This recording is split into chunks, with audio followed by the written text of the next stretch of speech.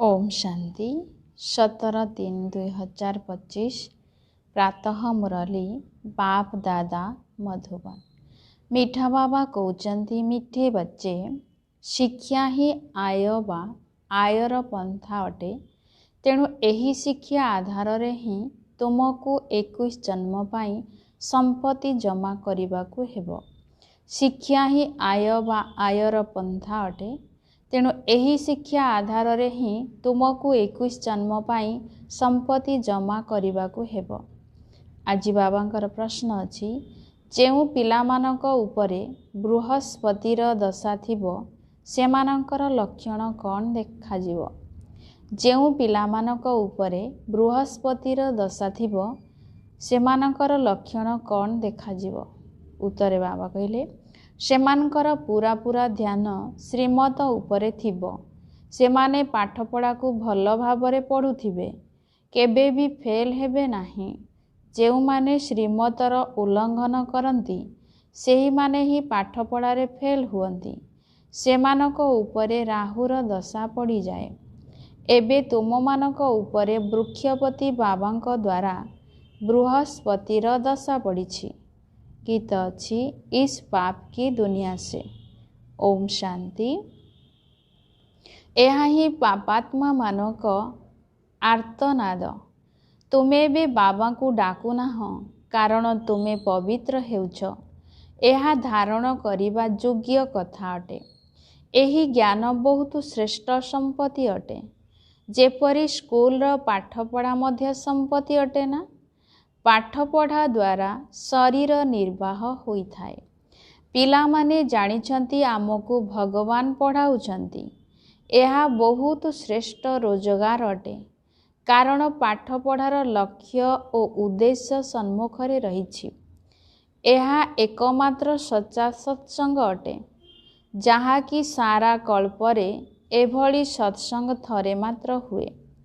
जेतेबेले समस्ते डाकी थांती, हे पतित पावन आस, एबे सेमाने डाकी चाली छंती, किंतु पतित पावन एठारे तुम सन्मुखरे बसिछंती।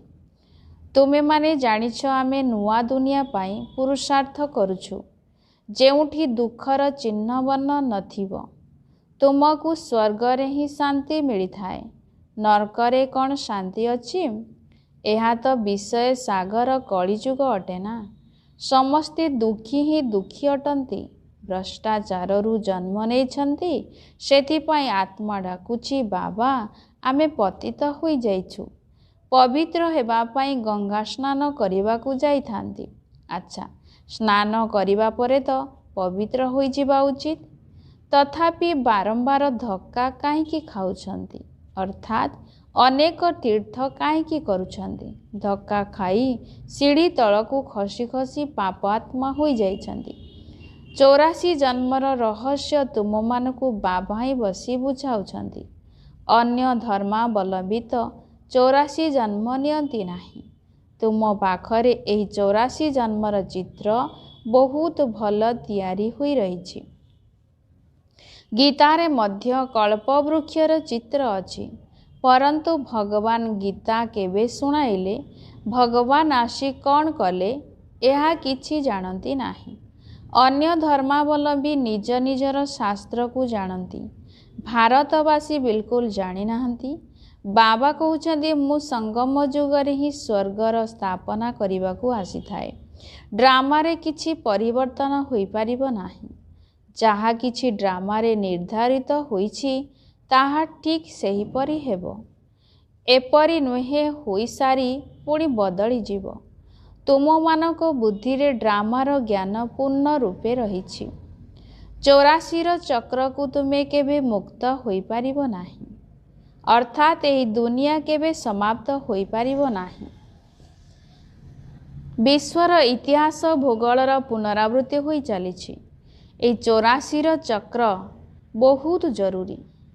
त्रिमूर्ति गुला तो मुख्य चित्र अटे।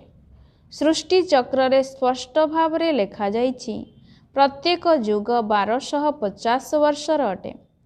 यह जेपरी अंधमानक आगरे आईना सदृश।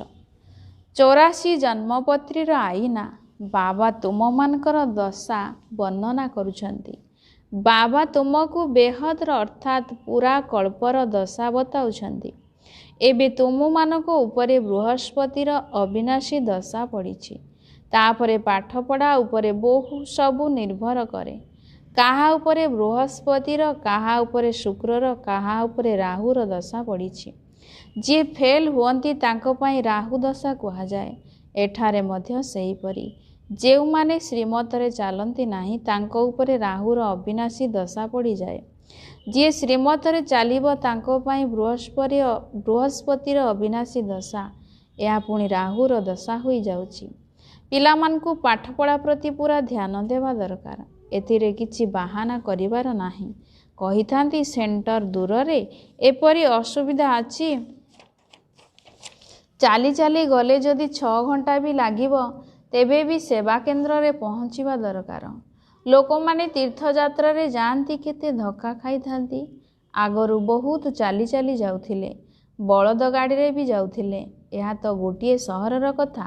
ଏହା ବାବାଙ୍କର କେତେ ବଡ଼ ବିଶ୍ୱବିଦ୍ୟାଳୟ ଅଟେ, ଯେଉଁଠି ତୁମେ ଏହିଭଳି ଲକ୍ଷ୍ମୀ ନାରାୟଣ ହେଉଛ। ଏପରି ଉଚ୍ଚ ପାଠପଢ଼ା ପାଇଁ କେହି ଯଦି କହିବେ ଦୂର ହୋଇଯାଉଛି ବା ସମୟ ହେଉନାହିଁ, ବାବା କ'ଣ କହିବେ? କହିବେ ଏଇ ପିଲା ତ ଯୋଗ୍ୟ ନୁହେଁ। ବାବା ଉଚ୍ଚରୁ ଉଚ୍ଚକୁ ଚଢ଼ାଇବାକୁ ଆସିଛନ୍ତି, ଇଏ ତ ନିଜର ସତ୍ୟନାଶ କରିଦେଉଛି। ଶ୍ରୀମତ୍ କହୁଛି ପବିତ୍ର ହୁଅ, ଦୈବୀ ଗୁଣ ଧାରଣ କର। ପତି ପତ୍ନୀ ଏକାଠି ରହି ମଧ୍ୟ ବିକାରୀ ହୁଅ ନାହିଁ। ମଝିରେ ଜ୍ଞାନ ଯୋଗର ଖଣ୍ଡା ଅର୍ଥାତ୍ ବଳ ରହିଛି। ଆମକୁ ତ ପବିତ୍ର ଦୁନିଆର ମାଲିକ ହେବାର ଅଛି। ଏବେ ତ ପତିତ ଦୁନିଆର ମାଲିକ ଅଟ। ସେହି ଦେବତାମାନେ ଦ୍ୱିମୁକୁଟ ଧାରିଥିଲେ, ପୁଣି ଅଧାକଳ୍ପ ପରେ ପବିତ୍ରତାର ମୁକୁଟ ହଟିଯାଏ। ବର୍ତ୍ତମାନ କାହା ମସ୍ତକରେ ଲାଇଟ୍ର ମୁକୁଟ ନାହିଁ। କେବଳ ଯିଏ ଧର୍ମସ୍ଥାପକ ଅଟନ୍ତି ତାଙ୍କ ମସ୍ତକରେ ଥାଇପାରେ, କାରଣ ସେମାନେ ପବିତ୍ର ଆତ୍ମା ଶରୀରରେ ଥାଇ ଆସି ପ୍ରବେଶ କରିଥାନ୍ତି। ଏହି ଭାରତ ଯେଉଁଠି ଦ୍ୱିମୁକୁଟଧାରୀ ମଧ୍ୟ ଥିଲେ, ଗୋଟିଏ ମୁକୁଟଧାରୀ ମଧ୍ୟ ଥିଲେ, ଏ ପର୍ଯ୍ୟନ୍ତ ମଧ୍ୟ ଦ୍ୱିମୁକୁଟଧାରୀଙ୍କ ଆଗରେ ଗୋଟିଏ ମୁକୁଟଧାରୀ ମୁଣ୍ଡ ନୁଆଉଛନ୍ତି, କାରଣ ସେମାନେ ହେଉଛନ୍ତି ପବିତ୍ର ମହାରାଜା ମହାରାଣୀ। ମହାରାଜାମାନେ ରାଜାମାନଙ୍କଠାରୁ ବଡ଼। ତାଙ୍କ ପାଖରେ ବଡ଼ ବଡ଼ ଜାଗିର ଅର୍ଥାତ୍ ଭୂସମ୍ପତ୍ତିର ମାଲିକାନା ଥାଏ।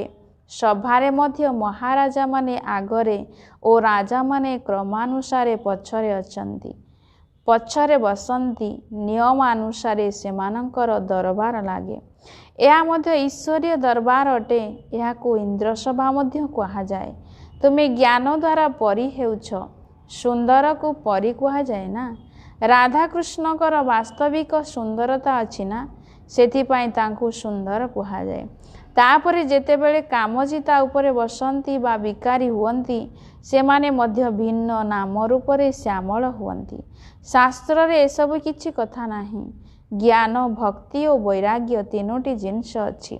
ଜ୍ଞାନ ସର୍ବୋଚ୍ଚ ଅଟେ। ତୁମେ ବି ଜ୍ଞାନ ପ୍ରାପ୍ତ କରୁଛ, ତୁମକୁ ଭକ୍ତିରୁ ବୈରାଗ୍ୟ ଆସିଛି। ଏହି ସାରା ତମ ପ୍ରଧାନ ଦୁନିଆ ଏବେ ବିନାଶ ହେବାକୁ ଯାଉଛି, ତେଣୁ ତା ପ୍ରତି ବୈରାଗ୍ୟ ଆସୁଛି। ଯେତେବେଳେ ନୂଆ ଘର ତିଆରି କରନ୍ତି ତ ପୁରୁଣାରୁ ବୈରାଗ୍ୟ ଆସିଯାଏ ନା। ତାହା ହେଲା ଲୌକିକ ଘରର କଥା। ଏହା ପୁରା ଦୁନିଆର କଥା। ଏବେ ବୁଦ୍ଧି ନୂଆ ଦୁନିଆ ଆଡ଼କୁ ରହିଛି। ଏହା ହେଲା ପୁରୁଣା ଦୁନିଆ ନର୍କ। ସତ୍ୟଯୁଗ ତ୍ରେତାକୁ କୁହାଯାଏ ଶିବାଳୟ। ଶିବ ବାବା ସ୍ଥାପନା କରିଛନ୍ତି ନା। ଏହି ବିଷୟରୁ ଏବେ ତୁମକୁ ଘୃଣା ଆସୁଛି। କାହାକୁ ଘୃଣା ଲାଗୁନାହିଁ? ବିବାହ କରି ନିଜକୁ ବର୍ବାଦ କରି ନର୍ଦ୍ଦମାରେ ପଡ଼ିବାକୁ ଚାହୁଁଛନ୍ତି। ମନୁଷ୍ୟମାନେ ତ ସମସ୍ତେ ବିଷୟ ବୈତରଣୀ ନଦୀରେ ଅଛନ୍ତି, ଆବର୍ଜନାରେ ପଡ଼ିଛନ୍ତି, ପରସ୍ପରକୁ ଦୁଃଖ ଦେଉଛନ୍ତି। ଗାୟନ ରହିଛି, ଅମୃତ ଛାଡ଼ି ବିଷ କାହିଁକି ଖାଇଲ? ଯାହା କିଛି କହୁଛନ୍ତି ତାର ଅର୍ଥ ବୁଝି ନାହାନ୍ତି। ତୁମମାନଙ୍କ ମଧ୍ୟରେ ବି କ୍ରମାନୁସାରେ ଅଛନ୍ତି। ବୁଦ୍ଧିମାନ ଶିକ୍ଷକ ଦେଖିବା ମାତ୍ରେ ବୁଝିଯିବେ ଯେ ଏହି ଛାତ୍ରଙ୍କ ବୁଦ୍ଧି କେଉଁଆଡ଼େ ଘୁରୁଛି। କ୍ଲାସ୍ ମଝିରେ କେହି ହାଇ ମାରୁଛନ୍ତି ବା ଢୁଳାଉଛନ୍ତି ତ ବୁଝାଯାଏ ଏହାଙ୍କର ବୁଦ୍ଧି କେଉଁଠି ଘରଦ୍ୱାର ବା ବ୍ୟବସାୟ ଆଡ଼େ ଘୁରୁଛି। ହାଇ ମାରିବା କ୍ଳାନ୍ତିର ମଧ୍ୟ ଲକ୍ଷଣ ଅଟେ। ବ୍ୟବସାୟରେ ରୋଜଗାର ହେଉଥିଲେ ରାତି 1-2ଟା ପର୍ଯ୍ୟନ୍ତ ବି ବସି ରହନ୍ତି, କେବେ ହାଇ ଆସେ ନାହିଁ। ଏଠାରେ ବାବା ତ କେତେ ସମ୍ପତ୍ତି ଦେଉଛନ୍ତି, ହାଇ ମାରିବା କ୍ଷତି ହେବାର ଲକ୍ଷଣ। ଦେବାଳିଆ ଲୋକ ଅଣନିଶ୍ୱାସୀ ହୋଇ ବହୁତ ହାଇ ମାରନ୍ତି। ତୁମକୁ ତ ସମ୍ପତ୍ତି ପରେ ସମ୍ପତ୍ତି ମିଳି ଚାଲୁଛି, ତେବେ କେତେ ଧ୍ୟାନ ଦେବା ଦରକାର। ପାଠପଢ଼ା ସମୟରେ କେହି ହାଇ ମାରିଲେ ବୁଦ୍ଧିମାନ ଶିକ୍ଷକ ବୁଝିଯିବେ ଯେ ୟାଙ୍କ ବୁଦ୍ଧି ଯୋଗ ଅନ୍ୟ କୁଆଡ଼େ ଘୁରୁଛି। ଏଠାରେ ବସି ମଧ୍ୟ ଘରଦ୍ୱାର ମନେ ପଡ଼ିବ, ପିଲାମାନଙ୍କୁ ମନେ ପକାଇବେ। ଏଠାରେ ତୁମକୁ ଭଟ୍ଟିରେ ଅର୍ଥାତ୍ ଜ୍ଞାନ ଯୋଗର ଭାଟିରେ ରହିବାକୁ ପଡ଼େ। ଯେପରି ଅନ୍ୟ କେହି ମନେ ନ ପଡ଼ନ୍ତୁ। ଧରିନିଅ କେହି 6 ଦିନ ଭଟ୍ଟିରେ ରହିଲେ, ଶେଷ ଦିନ କେହି ମନେ ପଡ଼ିଲେ, ତାଙ୍କ ପାଖକୁ ଚିଠି ଲେଖିଲେ, ତେବେ ଫେଲ୍ ହୋଇଗଲେ ନା? ବାବା କହିବେ, ପୁଣି ଥରେ 7 ଦିନ ପାଇଁ ଆରମ୍ଭ କର। 7 ଦିନ ଭଟ୍ଟିରେ ରଖାଯାଏ, ଯାହାଦ୍ୱାରା ସବୁ ରୋଗ ବାହାରିଯିବ। ତୁମେ ଅଧାକଳ୍ପର ମହାନ ରୋଗୀ ଅଟ। ବସି ବସି ଅକାଳ ମୃତ୍ୟୁ ହୋଇଯାଉଛି। ସତ୍ୟଯୁଗରେ ଏପରି କେବେ ହୁଏ ନାହିଁ। ଏଠାରେ ତ କିଛି ନା କିଛି ରୋଗ ନିଶ୍ଚିନ୍ତ ରହିଛି। ମରିବା ବେଳେ ରୋଗରେ ଚିତ୍କାର କରନ୍ତି, ସ୍ୱର୍ଗରେ ଟିକେ ବି ଦୁଃଖ ହୁଏ ନାହିଁ। ସେଠାରେ ତ ଠିକ୍ ସମୟରେ ଜାଣିପାରନ୍ତି, ଏବେ ସମୟ ପୂରା ହେଲା, ମୁଁ ଏଇ ଶରୀର ତ୍ୟାଗ କରି ଛୋଟ ପିଲା ହେବି। ଏଠାରେ ବି ତୁମକୁ ସାକ୍ଷାତକାର ହେବ କି ଏହା ହେବାକୁ ଯାଉଛି? ବହୁ ଜଣକୁ ଏପରି ମଧ୍ୟ ସାକ୍ଷାତକାର ହୋଇଥାଏ। ଜ୍ଞାନ ଆଧାରରେ ମଧ୍ୟ ଜାଣନ୍ତି ଯେ ମୁଁ ଭିକାରୀରୁ ରାଜକୁମାର ହେବାକୁ ଯାଉଛି। ରାଧାକୃଷ୍ଣ ହେବା ହିଁ ଆମର ଲକ୍ଷ୍ୟ ଓ ଉଦ୍ଦେଶ୍ୟ ଅଟେ। ଲକ୍ଷ୍ମୀ ନାରାୟଣ ନୁହେଁ, ରାଧାକୃଷ୍ଣ ହିଁ ଆମର ଲକ୍ଷ୍ୟ ଏବଂ ଉଦ୍ଦେଶ୍ୟ। କାରଣ ପୂରା 5000 ବର୍ଷ ତ ଏହାଙ୍କ ପାଇଁ କୁହାଯିବ। ଲକ୍ଷ୍ମୀ ନାରାୟଣଙ୍କର ତ ତଥାପି 20-25 ବର୍ଷ କମ୍ ହୋଇଯାଉଛି। ସେଥିପାଇଁ କୃଷ୍ଣଙ୍କ ମହିମା ଅଧିକ ରହିଛି। ଏହା ମଧ୍ୟ କେହି ଜାଣିନାହାନ୍ତି ଯେ ରାଧାକୃଷ୍ଣ ହିଁ ସେହି ଲକ୍ଷ୍ମୀ ନାରାୟଣ ହୁଅନ୍ତି। ଏବେ ତୁମମାନେ ବୁଝିଯାଉଛ, ଏହା ପାଠପଢ଼ା ଅଟେ। ପ୍ରତି ଗାଁ ଗାଁରେ ସେଣ୍ଟର ଖୋଲିଚାଲ। ଏହା ତୁମର ବିଶ୍ୱବିଦ୍ୟାଳୟ ସହ ହସ୍ପିଟାଲ ଅଟେ। ଏଥିପାଇଁ କେବଳ 3 ପାଦ ପୃଥିବୀ ଦରକାର। ଆଶ୍ଚର୍ଯ୍ୟ ଅଟେ ନା? ଯାହାଙ୍କ ଭାଗ୍ୟରେ ଅଛି, ସେମାନେ ନିଜର କୋଠରୀରେ ମଧ୍ୟ ଗୀତା ପାଠଶାଳା ଖୋଲି ଦିଅନ୍ତି। ଏଠାରେ ଯେଉଁମାନେ ବହୁତ ପଇସାବାଲା ଅଛନ୍ତି, ସେମାନଙ୍କର ପଇସା ତ ସବୁ ମାଟିରେ ମିଶିଯିବ। ତୁମେ 21 ଜନ୍ମ ପାଇଁ ବାବାଙ୍କ ଠାରୁ ସମ୍ପତ୍ତି ନେଉଛ। ବାବା ନିଜେ କହୁଛନ୍ତି, ପୁରୁଣା ଦୁନିଆକୁ ଦେଖୁଥିଲେ ମଧ୍ୟ ବୁଦ୍ଧିର ଯୋଗ ସେଠାରେ ଲଗାଅ। କର୍ମ କରି ମଧ୍ୟ ଏ ଅଭ୍ୟାସ କର। ସବୁ କଥା ଦେଖିବାକୁ ପଡ଼େ ନା? ତୁମକୁ ଏବେ ଅଭ୍ୟାସ କରାଯାଉଛି। କାହା ବାବା ବୁଝାଉଛନ୍ତି, ସର୍ବଦା ଶୁଦ୍ଧ ଓ ଶ୍ରେଷ୍ଠ କର୍ମ କର, କିଛି ଅଶୁଦ୍ଧ କର୍ମ କର ନାହିଁ। କିଛି ବି ରୋଗ ହେଲେ ସର୍ଜନ ବସିଛନ୍ତି, ତାଙ୍କଠାରୁ ପରାମର୍ଶ ନିଅ। ପ୍ରତ୍ୟେକଙ୍କର ରୋଗ ଅଲଗା, ସର୍ଜନଙ୍କ ଠାରୁ ତ ଭଲ ପରାମର୍ଶ ମିଳିବ। ତୁମେ ପଚାରି ପାରିବ, ଏ ଅବସ୍ଥାରେ କ'ଣ କରିବୁ? ଧ୍ୟାନ ରଖିବାର ଅଛି, ଯେପରି କିଛି ବିକର୍ମ ନ ହୋଇଯାଉଛି। ଏହା ମଧ୍ୟ ଗାୟନ କରାଯାଏ, ଯେପରି ଅନ୍ନ ସେହିପରି ମନ। ମାଂସ କିଣୁଥିବା, ବିକୁଥିବା, ରୋଷେଇ କରୁଥିବା ବ୍ୟକ୍ତିଙ୍କ ଉପରେ ମଧ୍ୟ ପାପ ଲାଗିଯାଏ। ପତିତ ପାବନ ବାବାଙ୍କୁ କୌଣସି କଥା ଲୁଚାଅ ନାହିଁ। ସର୍ଜନଙ୍କୁ ଲୁଚାଇଲେ ରୋଗରୁ ମୁକ୍ତ ହୋଇପାରିବ ନାହିଁ। ଇଏ ହେଲେ ବେହଦର ଅବିନାଶୀ ସର୍ଜନ। ଏସବୁ କଥାକୁ ଦୁନିଆ ତ ଜାଣିନାହିଁ। ତୁମକୁ ଏହି ଜ୍ଞାନ ମିଳିଛି, ତଥାପି ମଧ୍ୟ ଯୋଗଯୁକ୍ତ ସ୍ଥିତି କମ୍ ରହୁଛି। ବିଲକୁଲ ଯୋଗ କରୁନାହାନ୍ତି।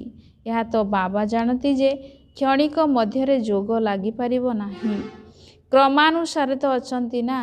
ଯେତେବେଳେ ଯୋଗର ଯାତ୍ରା ସମ୍ପୂର୍ଣ୍ଣ ହେବ, ତେବେ କହିବା କର୍ମାତୀତ ଅବସ୍ଥା ପୂରା ହେଲା। ତାପରେ ଲଢ଼େଇ ବି ପୂରା ଲାଗିବ। ସେ ପର୍ଯ୍ୟନ୍ତ କିଛି ନା କିଛି ଯୁଦ୍ଧ ହେଉଥିବ, ପୁଣି ବନ୍ଦ ହୋଇଯାଉଥିବ। ଲଢ଼େଇ ତ କେତେବେଳେ ବି ଲାଗିଯାଇପାରେ, ପରନ୍ତୁ ବିବେକ କହୁଛି, ଯେ ପର୍ଯ୍ୟନ୍ତ ରାଜ୍ୟ ସ୍ଥାପନ ହୋଇନାହିଁ, ସେ ପର୍ଯ୍ୟନ୍ତ ବଡ଼ ଲଢ଼େଇ ଅର୍ଥାତ୍ ବିଶ୍ୱଯୁଦ୍ଧ ହେବ ନାହିଁ। କିଛି କିଛି ହୋଇ ବନ୍ଦ ହୋଇଯିବ। ଏହା ତ କେହି ଜାଣିନାହାନ୍ତି କି ରାଜତ୍ୱ ସ୍ଥାପନ ହେଉଛି। ସତ୍ୟ ପ୍ରଧାନ, ସତ୍ୱ ରଜ ତମ ବୁଦ୍ଧି ତ ଅଛନ୍ତି ନା? ତୁମମାନଙ୍କ ମଧ୍ୟରେ ବି ସତ ପ୍ରଧାନ ବୁଦ୍ଧିବାଲା ଭଲ ଭାବରେ ବାବାଙ୍କୁ ମନେ ପକାଇବେ। ବ୍ରାହ୍ମଣ ତ ଏବେ ଲକ୍ଷ ଲକ୍ଷ ସଂଖ୍ୟାରେ ହେବେ, କିନ୍ତୁ ତାଙ୍କ ମଧ୍ୟରେ ବି ସୁପୁତ୍ର ଏବଂ କୁପୁତ୍ର ଥିବେ ନା? ସୁପୁତ୍ର ସନ୍ତାନମାନେ ଭଲ ସେବା କରିବେ, ମା ବାପାଙ୍କ ମତରେ ଚାଲିବେ। କୁପୁତ୍ର ସନ୍ତାନ ରାବଣ ମତରେ ଚାଲିବେ। କିଛି ରାବଣ ମତ, କିଛି ରାମଙ୍କ ମତ। ଉଭୟ ମତରେ ଛୋଟେଇ ଛୋଟେଇ ଚାଲିବେ। ପିଲାମାନେ ତ ଗୀତ ଶୁଣିଲେ କହୁଛନ୍ତି, ବାବା ଏପରି ସ୍ଥାନକୁ ନେଇ ଚାଲ ଯେଉଁଠି ଶାନ୍ତି ଅଛି। ସ୍ୱର୍ଗରେ ଶାନ୍ତି ହିଁ ଶାନ୍ତି, ଦୁଃଖର ଚିହ୍ନବର୍ଣ୍ଣ ନଥିବ। ସ୍ୱର୍ଗ ସତ୍ୟଯୁଗକୁ ହିଁ କୁହାଯାଏ। ଏବେ ତ ହେଉଛି କଳିଯୁଗ। ଏଠାରେ ପୁଣି ସ୍ୱର୍ଗ କୁଆଡ଼ୁ ଆସିଲା? ତୁମର ବୁଦ୍ଧି ଏବେ ସ୍ୱଚ୍ଛ ହୋଇଯାଉଛି। ସ୍ୱଚ୍ଛ ବୁଦ୍ଧିମାନମାନଙ୍କୁ ମ୍ଲେଚ୍ଛ ବୁଦ୍ଧି ନମସ୍କାର କରୁଛନ୍ତି। ପବିତ୍ର ରହୁଥିବା ଆତ୍ମାଙ୍କର ମାନ ରହିଛି। ସନ୍ନ୍ୟାସୀମାନେ ପବିତ୍ର ରହୁଥିବାରୁ ଗୃହସ୍ଥୀମାନେ ତାଙ୍କ ପାଖରେ ନତମସ୍ତକ ହୁଅନ୍ତି। ସନ୍ନ୍ୟାସୀମାନେ ତ ବିକାରରୁ ଜନ୍ମ ନେଇ ପୁଣି ସନ୍ନ୍ୟାସୀ ହେଉଛନ୍ତି। ଦେବତାମାନଙ୍କୁ ତ ସମ୍ପୂର୍ଣ୍ଣ ନିର୍ବିକାରୀ କୁହାଯାଏ। ସନ୍ନ୍ୟାସୀମାନଙ୍କୁ କେବେ ସମ୍ପୂର୍ଣ୍ଣ ନିର୍ବିକାରୀ କୁହାଯିବ ନାହିଁ। ତେଣୁ ତୁମମାନଙ୍କ ଭିତରେ ବହୁତ ଖୁସିର ପାରଦ ଚଢ଼ି ରହିବା ଦରକାର। ସେଥିପାଇଁ କୁହାଯାଏ, ଅତୀନ୍ଦ୍ରିୟ ସୁଖ ପଚାରିବାର ଅଛି ତ ଗୋପଗୋପୀମାନଙ୍କୁ ପଚାର, ଯିଏକି ବାବାଙ୍କଠାରୁ ବର୍ଷା ନେଉଛନ୍ତି, ପଢ଼ୁଛନ୍ତି। ଏଠାରେ ସମ୍ମୁଖରେ ଶୁଣିଲେ ନିଶା ଚଢ଼ିଥାଏ। ତାପରେ କାହାର ସ୍ଥାୟୀ ନିଶା ରହେ, କାହାର ତୁରନ୍ତ ନିଶା ଚଢ଼ିଯାଏ, ଉତୁରିଯାଏ। ସଙ୍ଗଦୋଷ କାରଣରୁ ନିଶା ସ୍ଥାୟୀ ରହେ ନାହିଁ। ତୁମ ସେଣ୍ଟରମାନଙ୍କୁ ଏପରି ବହୁତ ଆସନ୍ତି। ଟିକେ ନିଶା ଚଢ଼ିଲା, ତାପରେ ବିବାହ ଆଦିରେ ଯୋଗ ଦେବା ପାଇଁ ଗଲେ। ମଦ, ବିଡ଼ି, ସିଗାରେଟ୍ ଆଦି ପିଇଲେ। ଜ୍ଞାନର ନିଶା ଶେଷ ହୋଇଗଲା। ସଙ୍ଗଦୋଷ ବହୁତ ଖରାପ ଅଟେ। ହଂସ ଓ ବଗ ଏକାଠି ରହିପାରିବେ ନାହିଁ। ପ୍ରତି ହଂସ ହେଉଛି ତ ପତ୍ନୀ ବଗ ହୋଇଯାଉଛି। କେଉଁଠି ପୁଣି ସ୍ତ୍ରୀ ହଂସୀ ହେଉଛି ତ ପତି ବଗ ହୋଇଯାଉଛି। ପବିତ୍ର ରହିବାକୁ କହିଲେ ମାଡ଼ ଖାଇବାକୁ ପଡ଼ୁଛି। କାହା କାହା ଘରେ ସମସ୍ତେ ହଂସ ଥାନ୍ତି, ପୁଣି ଚାଲୁ ଚାଲୁ ବଦଳି ଯାଇ ବଗ ହୋଇଯାଆନ୍ତି। ବାବା ତ କହୁଛନ୍ତି, ସମସ୍ତେ ନିଜକୁ ସୁଖଦାୟୀ କର, ପିଲାମାନଙ୍କୁ ମଧ୍ୟ ସୁଖଦାୟୀ କରାଅ। ଏହା ତ ଦୁଃଖଧାମ ଅଟେ ନା। ଏବେ ତ ବହୁତ ବିପଦ ଆସିବାର ଅଛି।